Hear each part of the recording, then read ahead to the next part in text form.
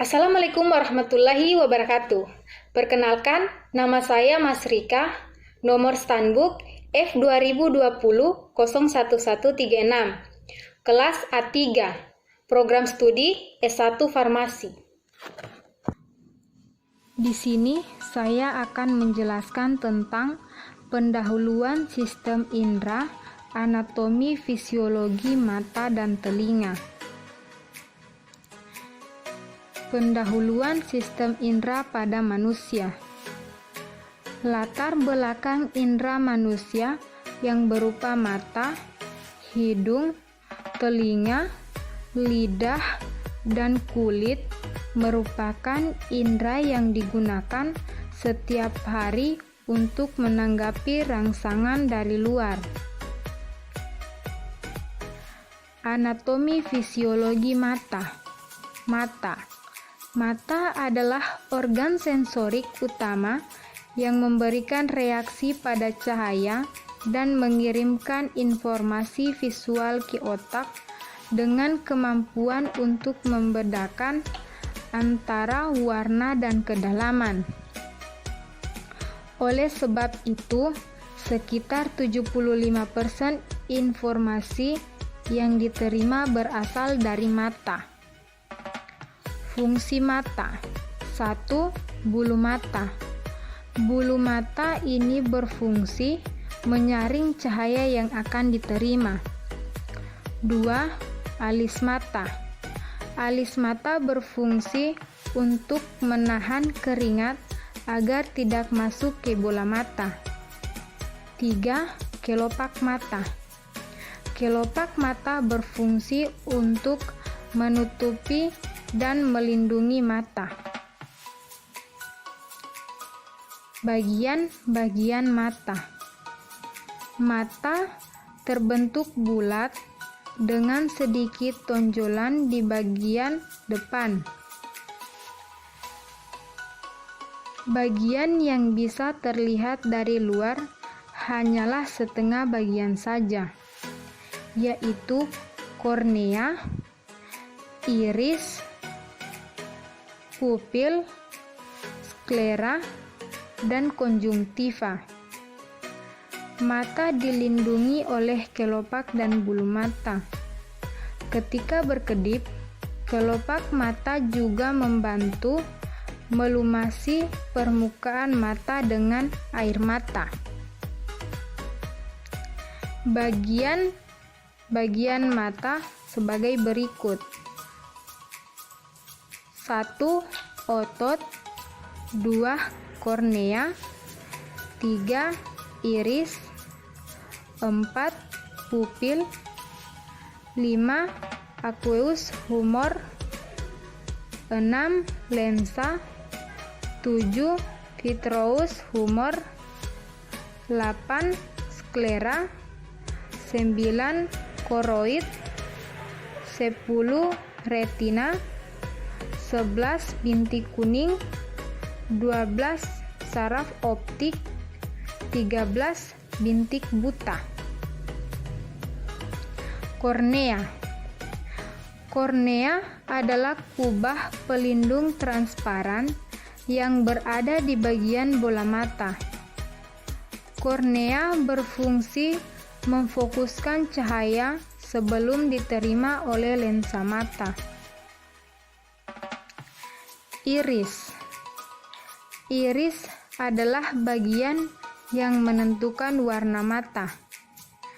Iris bertugas mengatur cahaya yang masuk ke mata Anda dengan mengubah ukuran pupil mata. Pupil. Di bagian tengah iris akan dilihat sebuah lubang kecil berwarna hitam yang disebut pupil. Bagian inilah yang menentukan seberapa banyak cahaya yang masuk ke mata. Sklera. Bagian putih mata dinamakan sklera. Bagian ini berfungsi sebagai dinding keras yang melindungi jaringan mata lain yang halus. Konjungtiva. lapisan transparan yang menutupi bagian depan mata, kecuali kornea. Bagian yang tampak dari depan, lensa. Bagian ini berada tepat di bagian iris dan pupil bening. Tidak berwarna dan terbentuk lonjong. Lensa berfungsi membiasakan cahaya dan memfokuskan ke retina. Rongga vitreus. Cairan bening gel yang disebut vitreus. Rongga ini membentang dari bagian belakang lensa sehingga dinding belakang bola mata. Bagian-bagian belakang mata. Retina. Retina adalah lapisan cahaya yang melapisi bagian alam mata. Cara kerja retina hampir menyerupai roll film pada kamera. Makula. Makula adalah bagian kuning pada bola mata. Makula adalah bagian khusus dari retina. Bagian ini sangat berperan untuk melihat objek dengan baik. Anatomi fisiologi telinga. Telinga adalah salah satu panca indera manusia yang berfungsi untuk mendengar. Bagian-bagian telinga: telinga luar, telinga tengah, dan telinga dalam.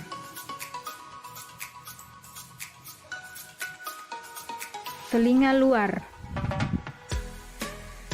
Telinga luar adalah bagian telinga yang terletak di luar dan kontan langsung dengan lingkungan. Fungsi utama telinga luar adalah untuk menangkap bunyi dari lingkungan yang kemudian diteruskan ke telinga tengah.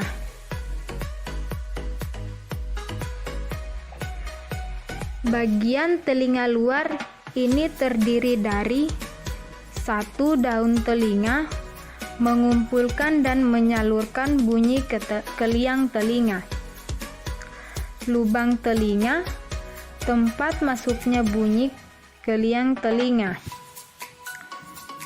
Liang telinga meneruskan rangsangan bunyi ke gendang telinga. Telinga tengah.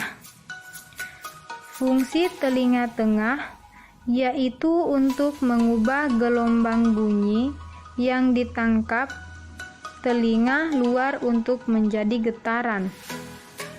Telinga tengah terdiri dari beberapa hal. 1. Gendang telinga mengubah bunyi menjadi getaran. 2. 3 tulang pendengaran atau mardil, landasan, dan sanggurdi memperkuat dan menghantar getaran ke seluruh telinga yang lebih dalam. 3. Saluran eustachius menghubungkan rongga mulut dengan telinga dalam dan mengatur keseimbangan tekanan udara. Telinga dalam. Telinga dalam adalah pusat kendali dari indera pendengaran. Fungsi telinga dalam adalah mengubah getaran dari telinga dalam menjadi impuls listrik dan meneruskan melalui saraf menuju otak. Telinga dalam terdiri dari beberapa struktur. 1. 3 saluran setengah lingkaran menjadi keseimbangan tubuh. 2. Tingkap oval atau jorong untuk meneruskan getaran ke rumah siput. 3. Rumah siput atau koklea mengubah getaran menjadi impuls dan meneruskan ke otak. Cara kerja telinga untuk mendengar. 1. Daun telinga menangkap gelombang bunyi dari luar, kemudian diteruskan ke bagian telinga selanjutnya. 2. Gelombang bunyi dari telinga luar diubah menjadi getaran. 3. Getaran diperkuat dan diteruskan ke bagian telinga dalam untuk diubah menjadi impuls saraf. 4. Impuls saraf diteruskan ke otak sehingga kita merasakan sensasi mendengar dan mengerti maksud dari suara tersebut. 1. Suara dari sekitar ditangkap oleh telinga luar berupa getaran atau gelombang dan diteruskan ke telinga tengah. 2. Saat gendang telinga bergetar, getaran akan diteruskan ke tulang osis-cles sehingga getaran diperkuat dan dikirik ke telinga dalam.